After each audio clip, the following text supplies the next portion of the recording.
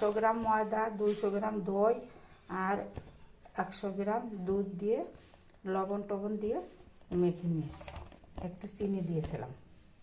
এখন আমি লুচি করব। ছোট ছোট করে গোল গোল করে কেটে নেব।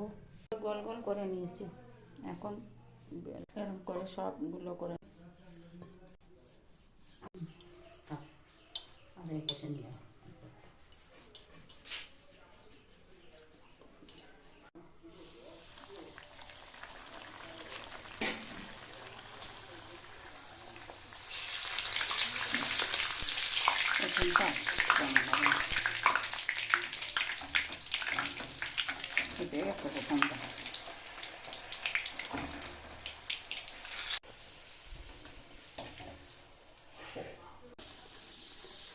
দাদা ভাইয়ের খিদে পেয়ে গেছে, তাই বানাতে বানাতে ওনাকে আগে দিচ্ছি।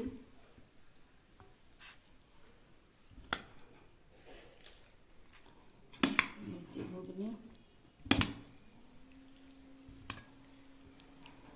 দুটো হয়েছে, 3টে হয়েছে, খাচ্ছি।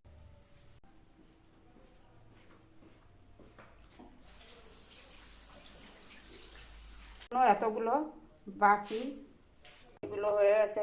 দাদা ভাই খেতে দিতে হলে পরে যে অসুবিধা, তার জন্য আধারা পুরোটা দেখানো যায় না সম্পূর্ণভাবে।